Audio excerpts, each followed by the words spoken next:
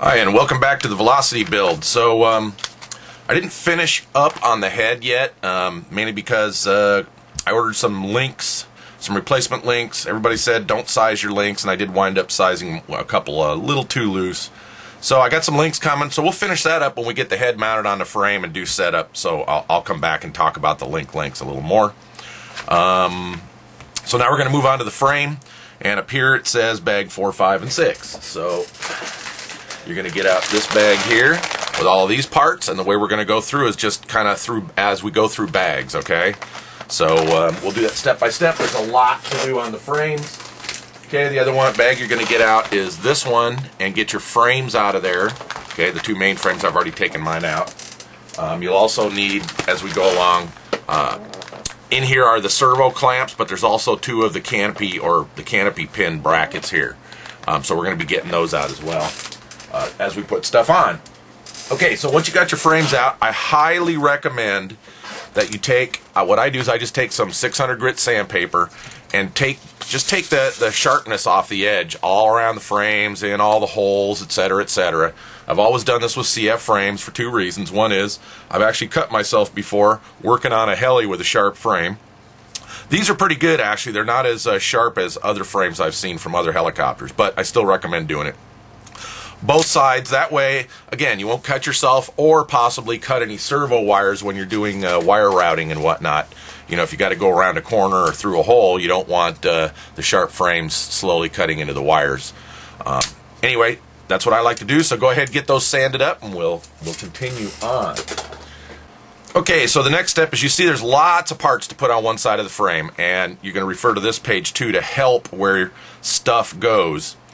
For instance, you'll see where the standoffs go. Now, normally what you do is you just follow the dotted line from one part to a screw or whatever, okay? So that helps you locate it, but as we'll do it. So I'm going to start from the rear of the heli and move forward.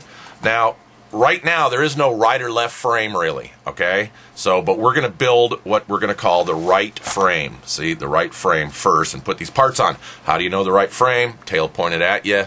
Start building on the inside as the tail's pointed at you, all right? So add parts here, screws on the outside, as you'll see. Otherwise, there's a couple places where it's a little different, but we'll go through it.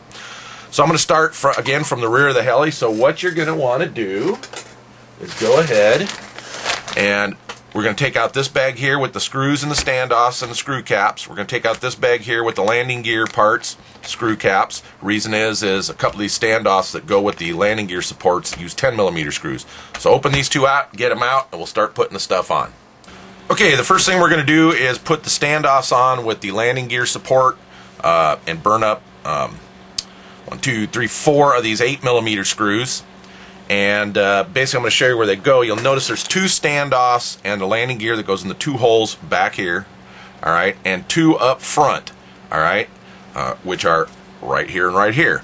So don't forget your Loctite. Now, I notice these screws are pretty oily, so I suggest you take some alcohol and a paper towel, or fill a bowl with some alcohol and get the screws cleaned, because the oil can affect the Loctite. All right, so let's go ahead and get those on. We'll come back and review. Okay, there we have it. And so here again is the right side of our frame. Tail, fuel tank back here, tail pointing at you. Got the standoffs on the inside, landing gear supports, note the orientation, the flat.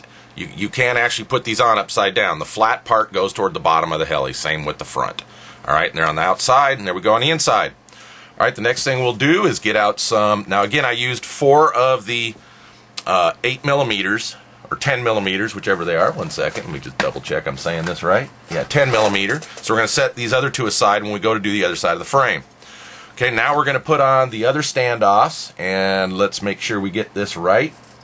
So one goes, bear with me here, one goes up here, all right, and don't forget your screw caps.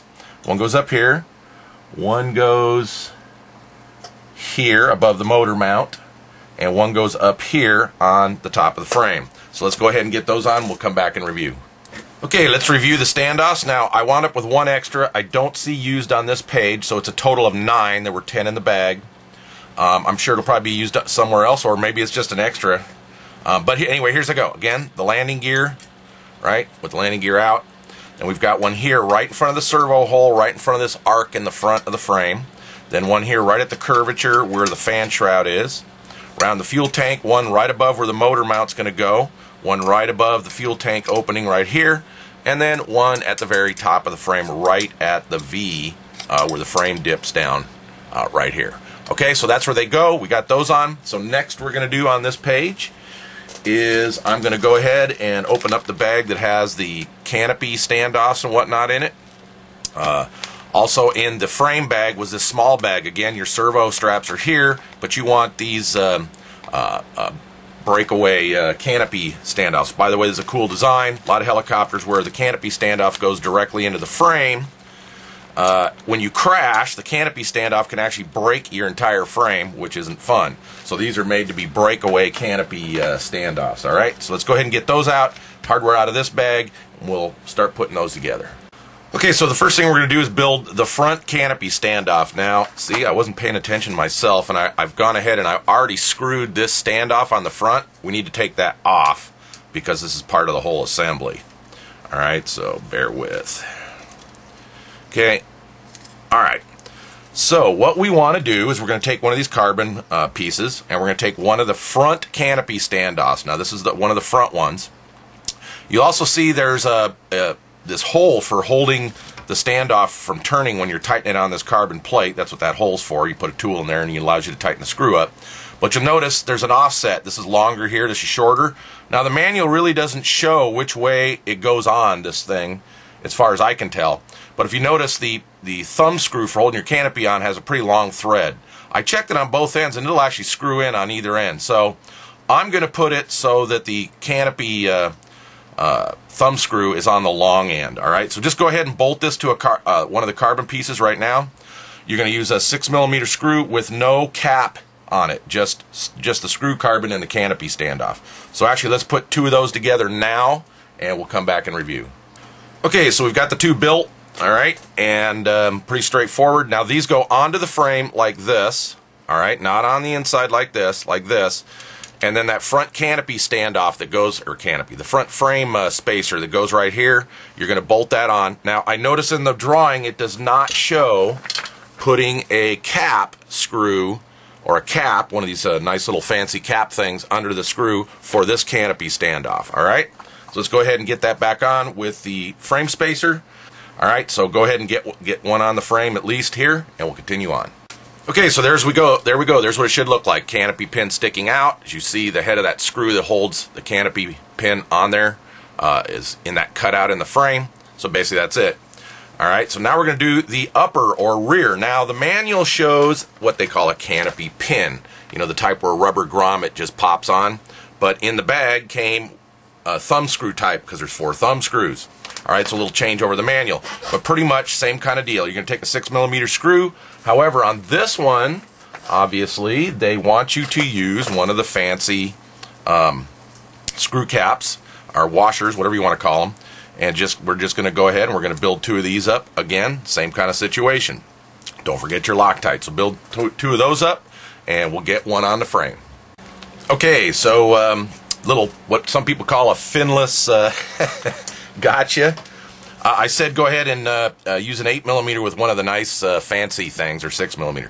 My mistake. It's basically a 6mm holding this on with no fancy washer. All right. Now the way these go on the frame is you'll see there's a big hole right here. All right. And the head of that screw, again, the canopy standoff goes out, but the head of this screw for the canopy standoff goes in that hole like so. All right. Then you're going to use a nut and let me make sure I get this right. Don't want to tell you the wrong thing. And an 8mm screw to secure this to the frame. Okay? So let's go ahead and get that on and we'll come back and review. Okay, so there we have it. Let's just make sure we got this right. So again, 6mm screw securing the canopy standoff to the breakaway carbon tab. You'll notice there's 3 holes around the frame here. It really can only line up with one, and that's the one that's 45 degrees kind of to the frame. All right, you're going to use an 8mm screw with a fancy washer and a Nylock nut on the back. You don't need Loctite. Okay, so there's the same thing with our front one. 8mm screw holding the standoff on, 6mm screw holding the canopy standoff to the tab, just to make sure you got that right. All right, realize that they have to point on the outside of the frame, not the inside. All right, so don't mess that up. If you got it on the inside, you'll be kicking yourself later. Alright, so the other two you can go ahead and put on the other frame. Now what I do, just to make sure you get them on the correct side, is just hold the two frames together and then realize that they need to stick out as well. Now the front one you really can't put on yet because it's got to go on this other side of the standoff, so we'll set that aside. But I'd go ahead and get the rear one on now, just so you use up that last 8mm nut and nut. Okay, so go ahead and get the top one on and we'll continue on. Okay, we're starting to collect nuts and bolts and stuff that are going to be used for the other half when we put the two frames together. So I'm just going to put them in bins. All you should have left right now is about 5 8mm screws, some screw caps, this extra standoff. Haven't seen where that goes yet. Haven't looked ahead in the manual. I'm sure it goes somewhere probably. The other canopy standoff and the landing gear supports with the 10mm screws. All right, so next bag. Let's go ahead and get out what are called the servo mounting tabs, if you will. All right, and in that bag are these small 2mm M2 screws, so we're going to go ahead and get those out as well. And even though later steps show putting these on the other half of the frame later, I suggest doing it now so you don't lose these little tiny screws. All right, they're 2mm. Now the way these go is, look close. You'll see one side for the two holes where the servo will screw on has these little standoffs, and the side for the small 2mm screw has a standoff on the other side. The way these go is this is going to go on the inside of the frame. The way these goes on is with the standoff for the 2mm sticking up and the two standoffs into the servo slot. Now you'll notice this screw for the 2mm that holds this on is non-adjustable. However, this front one is adjustable, so depending on the servos you use, this may move even though I'm moving this one may slide in and out. So go ahead and put this on. Screw goes on from the outside of the frame. Okay, and Loctite this one. But for the front one, we're going to go ahead and put the screw on, but we're not going to Loctite it because we're going to need to adjust it later. So just snug it up for now. Alright, so let's get those on both sides of the frames. We'll come back and review. Okay, so there we have it. Again, mounted on the inside of the frames. Alright, screws on the outside. The other frame, again, I went ahead and put them on. The canopy standoff will show you that you need to put them on the inside of the frame. Okay, pretty straightforward. Also note these are different servo locations, of course. But again, Loctite the one that's not adjustable and leave the adjustable one just snug for now. Alright, we're almost done with the right side of the frame. Let's go on to the motor mount. Now the motor mount, if you'll notice, the holes are slotted.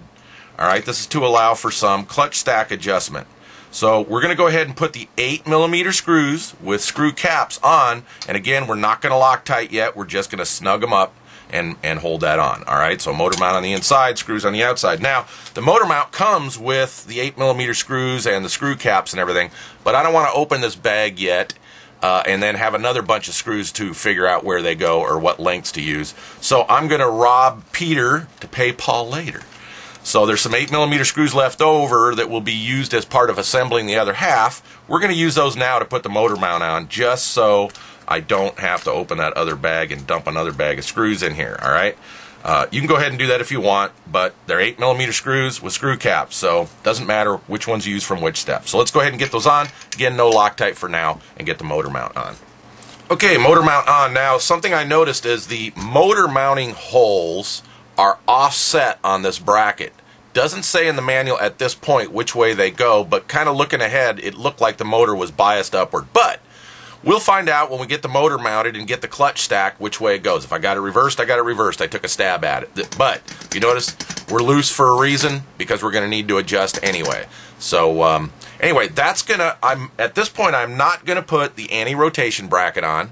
And I'm not going to put the gyro tray on. I'll talk about that later. The gyro tray has two holes. One to allow the tray to be at an angle, which is odd for a gyro tray, and one to hold it level. So I'm not sure where I'm going to put that yet. But the other reason I want to put them on, they're plastic, and as we're assembling stuff and getting motors and everything in, I don't want to accidentally break them. So we're going to put those on last. All right. So this finishes part one of the frame build, the right side of the frame.